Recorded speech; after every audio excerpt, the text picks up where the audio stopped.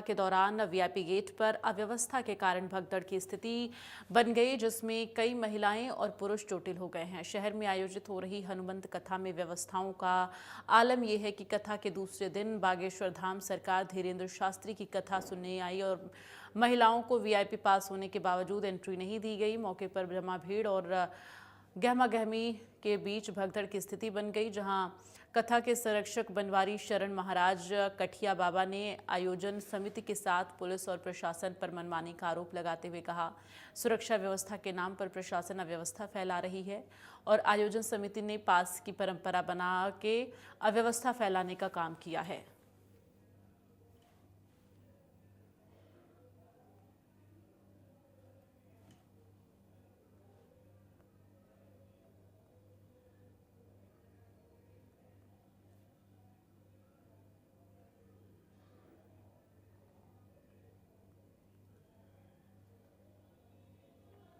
तो अव्यवस्था के कारण यहां पर भगदड़ मच गई और पुलिस आयोजन समिति पर मनमानी करने का आरोप भी लोगों के द्वारा लगाया गया है। हनुमंत कथा का दूसरा दिन था, जहां पर महिलाएं जब पहुंची उनके पास वीआईपी पास होने के बाद भी उन्हें एंट्री नहीं दी गई और अव्यवस्थाओं के कारण यहां पर भगदड़ जैसा माहौल हो गया। तो पुलिस और आयोजन समिति पर मनमानी करने का आरोप लगा है। तमाम लोग चोटिल भी हुए हैं भगदड़ मचने के दौरान। कई बुजुर्ग महिलाएं भी इस दौरान वहां पर मौजूद थीं।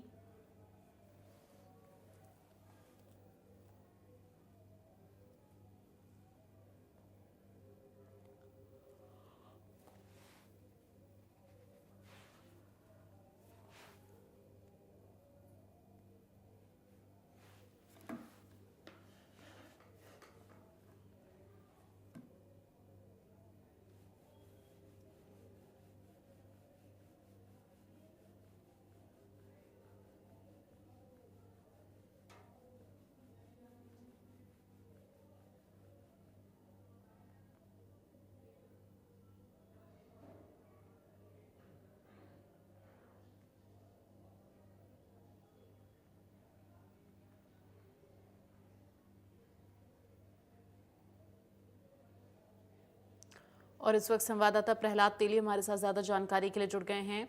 प्रहलाद, जिस तरह से ये भगदड़ का माहौल हुआ और अव्यवस्थाएं बताई जा रही हैं नहीं थी, पुलिस प्रशासन और आयोजन समिति पर मनमानी का आरोप लगा है, फिलहाल क्या कुछ जानकारी है? जी बिल्कुल। आज धीरेन्द्र शास्त्री जी की जो हनुमंत कथा भिलवाड़ा के अंदर आयोजित हो रही है, जो कथा 5 दिवसीय है, आज उस 5 दिवसीय कथा का आज दूसरा दिन था। और आज दूसरे दिन जिस प्रकार भीड़ का पहले ही पूर्वानुमान था कि इस कथा के अंदर भीड़ उमड़ेगी, लेकिन उसके बावजूद भी जिस प्रकार पुलिस प्रशासन की जो लापरवाही देखने को आई है, वीआईपी पास जारी किए गए थे, अलग अलग जो डोम बनाए गए थे, अलग अलग बैठने की व्यवस्था थी। उसके अलावा भी जिस प्रकार वीआईपी पास को लेकर वीआईपी गेट बनी गई, लेकिन वहां पर पुलिस की हठधर्मिता सामने आई। वीआईपी पास होने के बावजूद भी जो वीआईपी महिला जो पास दिखाने के बावजूद भी महिलाओं को और बच्चों को एंट्री नहीं दी गई। और उसके बावजूद जिस प्रकार एकाएक वीआईपी गेट पर भीड़ इकट्ठी हो जाती है और उसके बाद जिस प्रकार एकाएक जिस पर गेट खोला जाता है, तो एक भगदड़ की स्थिति वहां पर बन जाती है और उसमें करीब आधा दर्जन जो महिलाएं, पुरुष और बच्चे वहां पर चोटिल हो जाते हैं। और महिलाएं लगातार इस व्यवस्था को लेकर भी वहां पर खासी नाराज दिखाई देती है। उसके बाद जब इसकी जानकारी जो काठिया बाबा आश्रम, जहां पर जिनके सानिध्य में ये कथा आयोजित हो रही है, उन जो महात्मा जी है बनवारी शरण शास्त्री, उनको जब पता चलता है तो वो कथा का जो स्थल है वो छोड़कर गेट पर आ जाते हैं। और गेट पर आकर उन्होंने भी पुलिस का जिस प्रकार रवैया है उस पर उन्होंने नाराजगी जताते हैं। और जो आयोजन समिति है उसके ऊपर भी उन्होंने आरोप लगाए कि इन्होंने जिस प्रकार पासों का वितरण किया है या जिस प्रकार उन्होंने उनकी अनदेखी का आरोप लगाते हुए पूरी जो समिति है उसको भी उन्होंने सवालों के घेरे में डाल दिया है। जी प्रहलाद, आपकी कुछ बात हो पाई है क्या प्रशासन से या फिर आयोजन समिति से कि जिन महिलाओं के पास वीआईपी पास था उन्हें भी एंट्री नहीं दी गई, भगदड़ का माहौल हो गया, क्या दिक्कतें आई हैं, क्या कमियां रही हैं? जी बिल्कुल। जिस प्रकार करीब इनका जो समिति का कहना था कि हमने यहाँ 1 लाख जो श्रोता आने वाले उनके लिए व्यवस्था की गई। लेकिन जिस प्रकार अव्यवस्थाओं की अगर मैं यहाँ बात करूँ तो करीब 1 किलोमीटर दूरी वाहनों की पार्किंग यहाँ बनाई गई। तो वहां से जिस प्रकार आने को लेकर पहले समस्याएं हो रही थी, उसके बाद में अलग अलग जो गेट बनाए थे कथा स्थल पर पहुंचने के लिए एंट्री के, वहां पर भी जिस प्रकार वीआईपी पास की अलग से व्यवस्था थी, वीआईपी गेट अलग से बना हुआ था। लेकिन जब महिलाएं, पुरुष और बच्चे जिस प्रकार वीआईपी गेट पे एंट्री लेना चाह रहे तो पुलिस ने का कहना था कि जो वीआईपी का जो डोम बना हुआ है या वीपी आदमी को बैठने की व्यवस्था है वो पूरी तरह से पहले फुल हो चुकी है, इसलिए हम आपको अंदर एंट्री नहीं दे सकते। तो उसको लेकर एक गतिरोध वहां पर बना।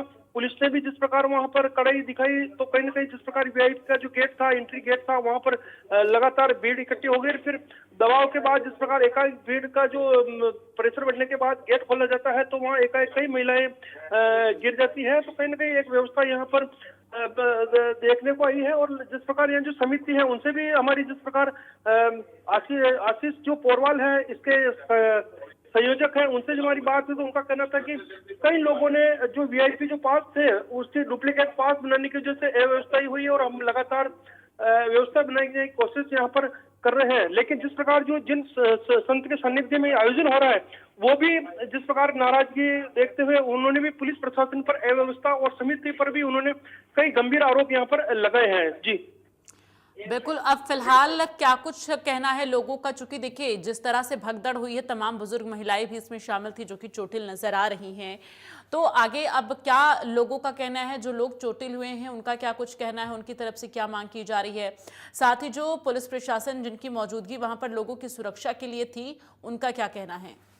जी, लगातार यहाँ पर अगर बात करूं तो पुलिस प्रशासन द्वारा यहाँ पर लोगों से धक्का मुक्की यहाँ पर की जा रही थी। और एक यहाँ पर कुछ आदमियों को धक्का मुक्की के साथ ही जो सख्ती यहाँ पर पुलिस प्रशासन द्वारा दिखाई जा रही थी। पुलिस प्रशासन लगातार यहाँ पर सुरक्षा के नाम पर जो श्रद्धालुओं के साथ एक हठधर्मिता कर रहा, उसको लेकर वहाँ पर काफी नाराजगी वहाँ पर देखी जा रही थी।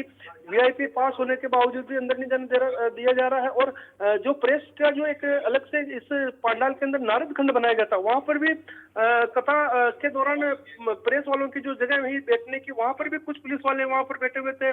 पुलिस प्रशासन द्वारा जो प्रेस कर्मी थे उनको भी अंदर जाने से बराबर यहाँ पर रोका जा रहा था। और देखने वाली बात ये होगी कि कल यहाँ पर जो धीरेन्द्र शास्त्री जी का जो दिव्य दरबार लगता है उसके अंदर जो भीड़ का सबसे ज्यादा आगमन रहता है। तो कहीं ना कहीं कल स्थितियां और यहाँ पर विकट हो सकती है अगर पुलिस ने यहाँ पर माकूल व्यवस्था नहीं की। क्योंकि कल सुबह 10 बजे से यहाँ पर 1 बजे तक धीरेन्द्र शास्त्री जी का दिव्य दरबार यहाँ पर लगने वाला है। उसमें आज के मुकाबले और कहीं ज्यादा भीड़ आने की यहाँ पर जो है अंदेशा यहाँ पर जताया जा रहा है। जी चलिए, तमाम जानकारी के लिए धन्यवाद आपका। खबर